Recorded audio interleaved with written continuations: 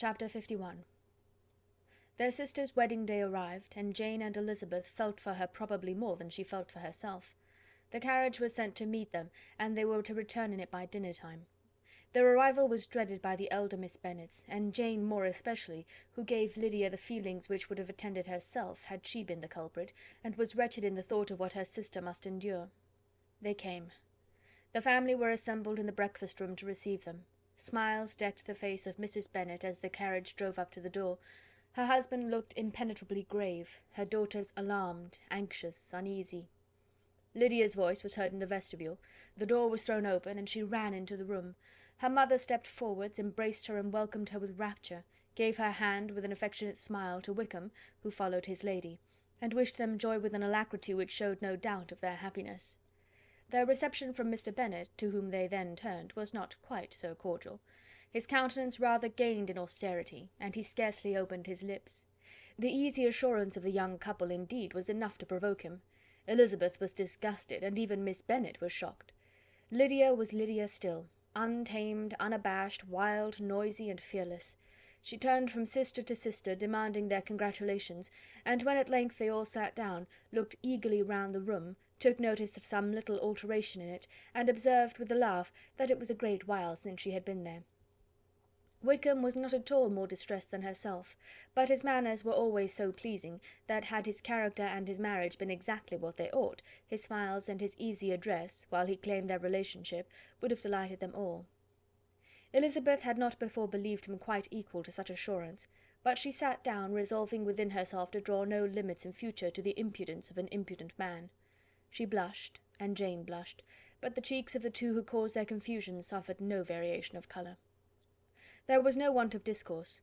The bride and her mother could neither of them talk fast enough, and Wickham, who happened to sit near Elizabeth, began inquiring after his acquaintance in that neighbourhood, with a good-humoured ease which she felt very unable to equal in her replies. They seemed each of them to have the happiest memories in the world. Nothing of the past was recollected with pain, and Lydia led voluntarily to subjects which her sisters would not have alluded to for the world. "Only think of its being 3 months," she cried, "since I went away. It seems but a fortnight, I declare, and yet there have been things enough happened in the time. Good gracious!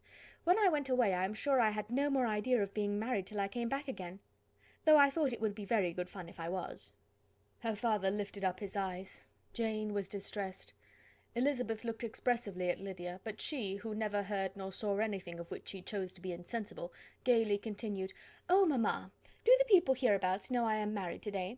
I was afraid they might not, and we overtook William Golding in his curricle, so I was determined he should know it, and so I let down the side-glass next to him, and took off my glove and let my hand just rest upon the window-frame so that he might see the ring, and then I bowed and smiled like anything." Elizabeth could bear it no longer. She got up and ran out of the room, and returned no more till she heard them passing through the hall to the dining-parlour. She then joined them soon enough to see Lydia, with anxious parade, walk up to her mother's right hand, and hear her say to her eldest sister, "Ah, Jane, I take your place now, and you must go lower, because I am a married woman." It was not to be supposed that time would give Lydia that embarrassment from which she had been so wholly free at first. Her ease and good spirits increased.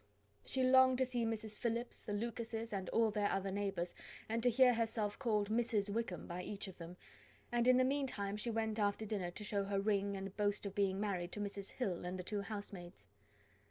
"Well, mamma," said she, when they were all returned to the breakfast-room, "and what do you think of my husband? Is not he a charming man? I am sure my sisters must all envy me. I only hope they may have half my good luck. They must all go to Brighton. That is the place to get husbands. What a pity it is, mamma, we did not all go." "Very true, and if I had my will we should. But, my dear Lydia, I don't at all like your going such a way off. Must it be so?" "Oh, Lord, yes. There is nothing in that. I shall like it of all things. You and papa and my sisters must come down and see us. We shall be at Newcastle all the winter, and I dare say there will be some balls, and I will take care to get good partners for them all." "I should like it beyond anything," said her mother. "And then when you go away you may leave 1 or 2 of my sisters behind you, and I dare say I shall get husbands for them before the winter is over." "I thank you for my share of the favour," said Elizabeth, "but I do not particularly like your way of getting husbands." Their visitors were not to remain above 10 days with them. Mr. Wickham had received his commission before he left London, and he was to join his regiment at the end of a fortnight.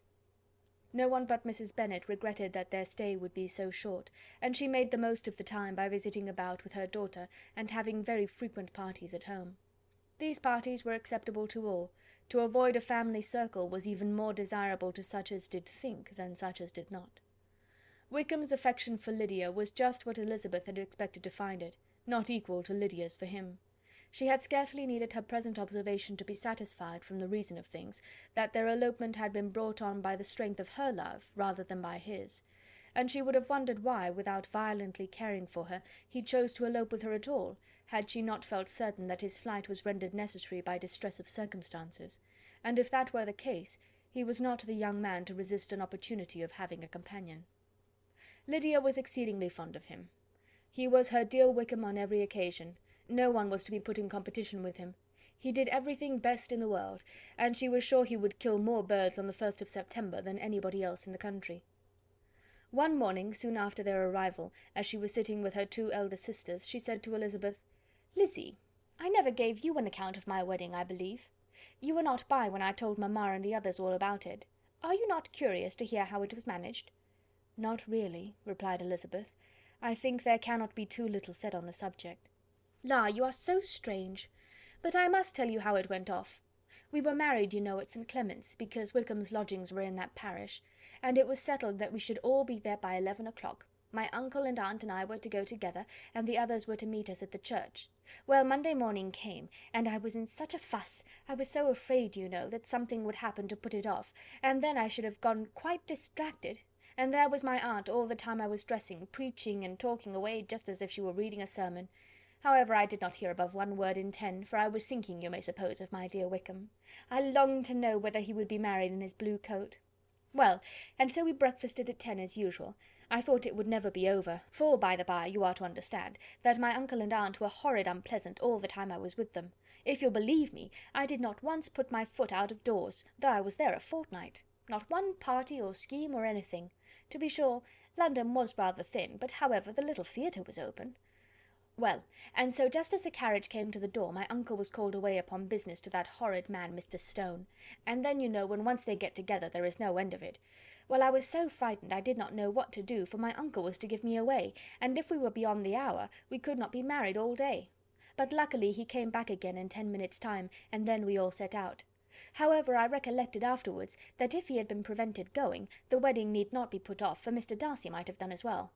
"Mr. Darcy?" repeated Elizabeth in utter amazement. "Oh yes, he was to come there with Wickham, you know. But gracious me, I quite forgot. I ought not to have said a word about it. I promised them so faithfully. What will Wickham say? It was to be such a secret." "If it was to be secret," said Jane, "say not another word on the subject. You may depend upon my seeking no further." "Oh, certainly," said Elizabeth, though burning with curiosity. "We will ask you no questions." "Thank you," said Lydia, "for if you did I should certainly tell you all, and then Wickham would be angry." On such encouragement to ask, Elizabeth was forced to put it out of her power by running away.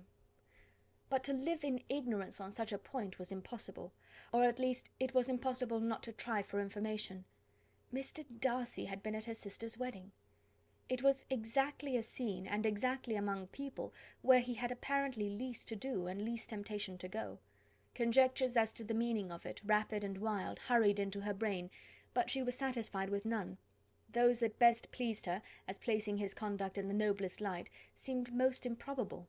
She could not bear such suspense, and hastily seizing a sheet of paper, wrote a short letter to her aunt to request an explanation of what Lydia had dropped, if it were compatible with the secrecy which had been intended. "You may readily comprehend," she added, "what my curiosity must be to know how a person unconnected with any of us, and, comparatively speaking, a stranger to our family, should have been amongst you at such a time. Pray write instantly, and let me understand it, unless it is, for very cogent reasons, to remain in the secrecy which Lydia seems to think necessary, and then I must endeavour to be satisfied with ignorance. Not that I shall, though," she added to herself as she finished the letter, "and, my dear aunt, if you do not tell me in an honourable manner, I shall certainly be reduced to tricks and stratagems to find it out." Jane's delicate sense of honour would not allow her to speak to Elizabeth privately of what Lydia had let fall. Elizabeth was glad of it. Till it appeared whether her inquiries would receive any satisfaction, she had rather be without a confidant. End of chapter 51.